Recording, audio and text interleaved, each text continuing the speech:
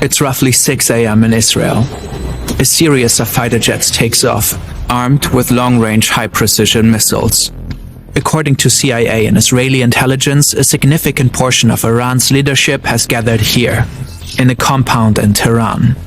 Among them, Ayatollah Ali Khamenei, the country's supreme leader. 2 hours and 5 minutes after the jets took off, Israeli missiles strike the compound.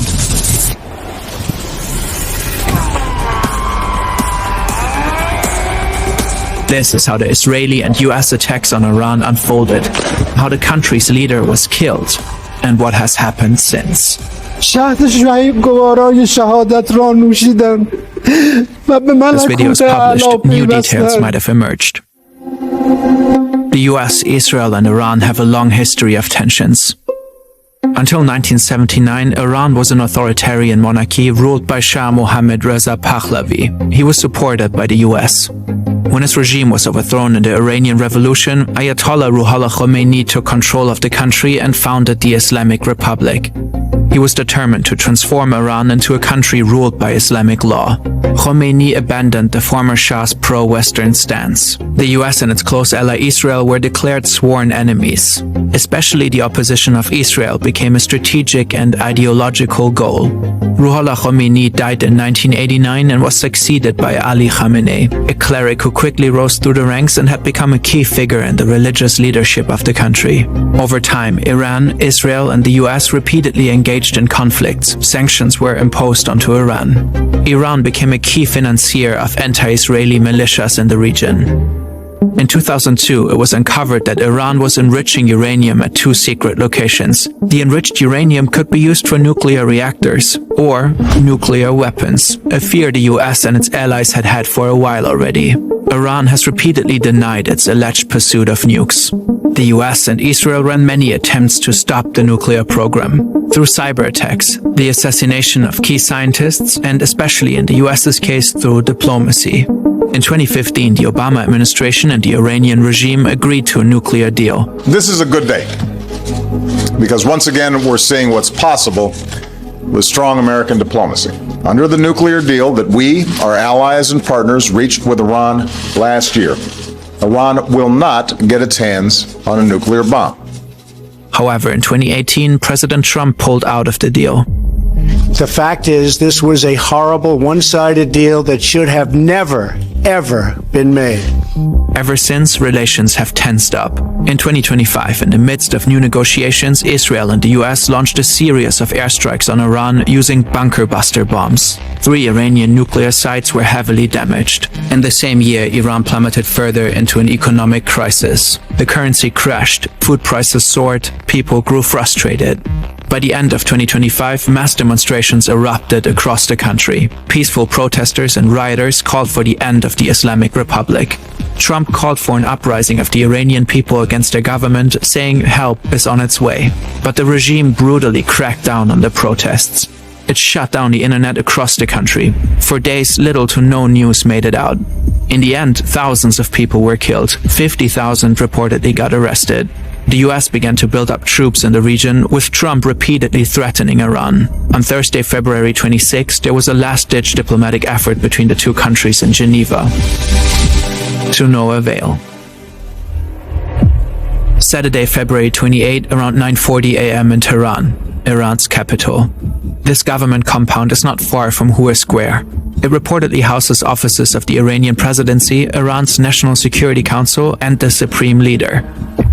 Since 2025, the US has apparently gained specific insights how Ayatollah Khamenei and the Islamic Revolutionary Guard Corps communicate and move while under pressure. Reportedly, the CIA has tracked Khamenei for months. They've mapped his whereabouts and studied his patterns. They're confident he's here today, and they learned of a meeting of top Iranian officials on site. The US and Israel originally intended to strike at night under the cover of darkness. But they reportedly moved their time of attack. This opportunity was too good to miss. Suddenly, Israeli missiles hit the buildings. During impact, several national security officials are in one of them. Supreme Leader Khamenei reportedly in another. Afterwards, satellite imagery shows heavy damage to the buildings. Black smoke is rising.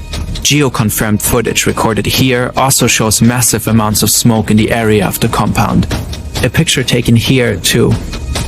Ali Hosseini Khamenei died in the attack.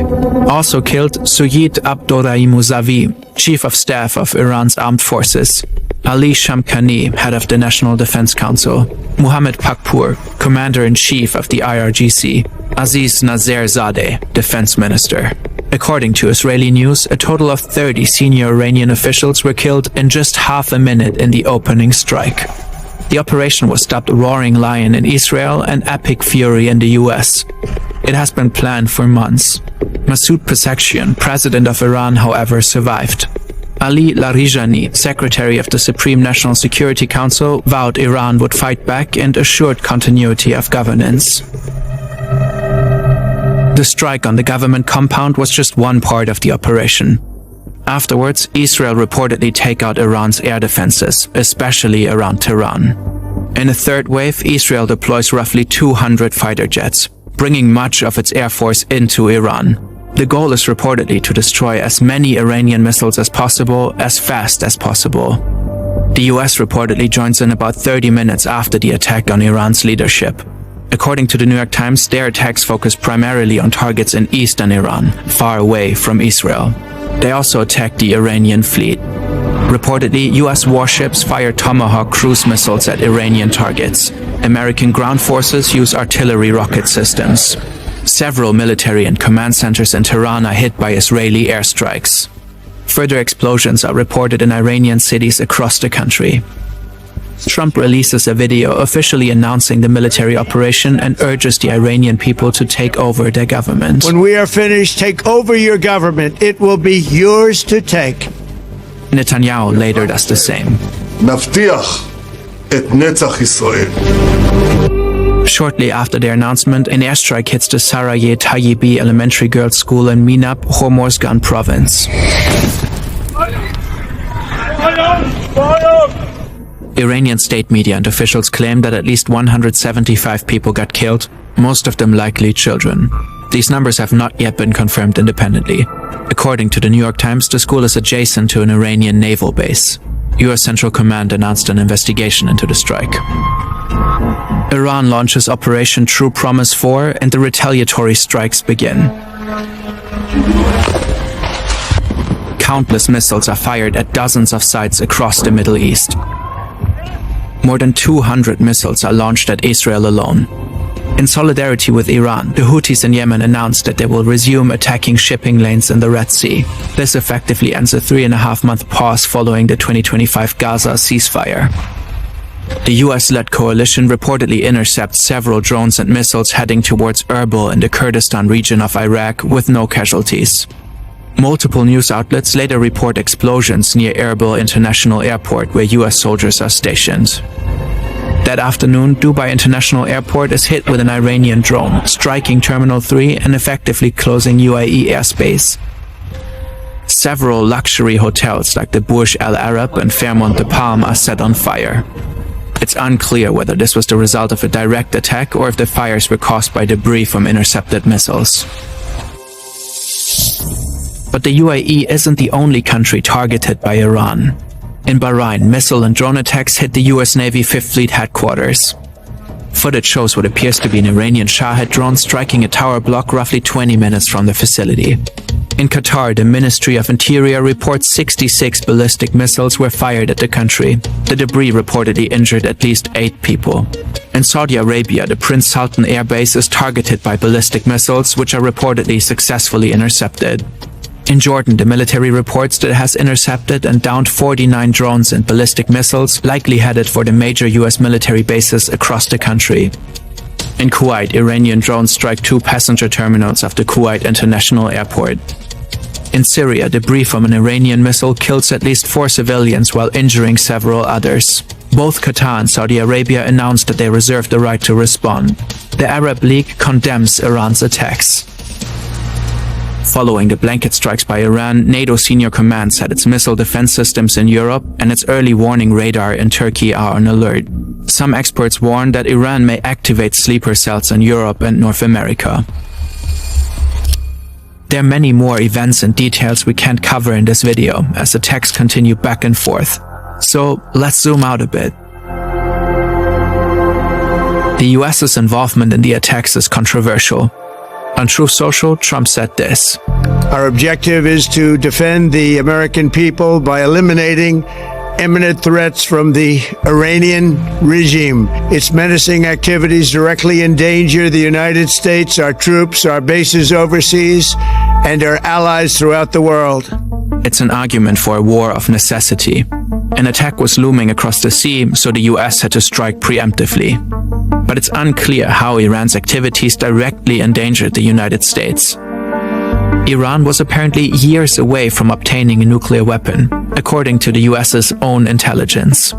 The country's ballistic missile arsenal is estimated to reach no more than 3,000 kilometers, a threat to neighboring countries, but not to the US. Iran might have been attacked because it was in a uniquely weak position, as a type of preventive measure. This might make this a war of choice, not one of necessity. These preventive wars are often condemned internationally, not only because they're optional, because if every nation went out to strike adversaries who they thought were temporarily weak, we would live in a world of constant war. According to international law, a war of choice would be illegal. There are also discussions whether the attack was in violation of the US Constitution. Trump started the war without congressional approval. Across the US and parts of the world, protests erupted, partly against the Iranian regime, partly against American involvement in the war. Oil prices have risen sharply. Experts warn of an impending global energy crisis because of the closure of the Strait of Hormuz. In Iran, people celebrate the death of Ayatollah Khamenei. Others are grieving. At this point, it remains unclear who will succeed him. For now, the regime formed a provisional government. It seems set on revenge and continues to strike Israeli and US bases. The exact number of deaths is hard to determine at this point. According to the US military, so far 3 American soldiers have been killed, with 5 seriously injured. According to Al Jazeera, 10 people have been killed in Israel, 3 in the UAE, 1 in Bahrain, 1 in Kuwait, 13 in Lebanon, and 2 in Iraq. The Iranian Red Crescent has reported that since the attacks, at least 555 people have been killed, with hundreds injured. According to the Times of Israel, these numbers do not differentiate between military and civilians. The situation is likely to escalate further in the upcoming days. Timely reporting like this is incredibly resource-intensive. It's only possible thanks to today's sponsor, Hansen Shaving. We're grateful they're supporting our work.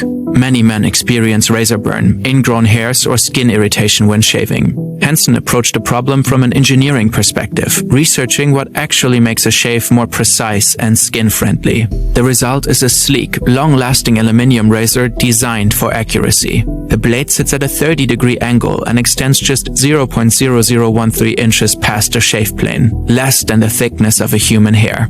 That precise blade support reduces flex, which can mean less irritation and a smoother, more controlled shave. We're genuinely big fans. To support the channel and get started, visit hensonshaving.com/ferntv and use code FernTV at checkout to get a free pack of 100 blades with the purchase of a razor.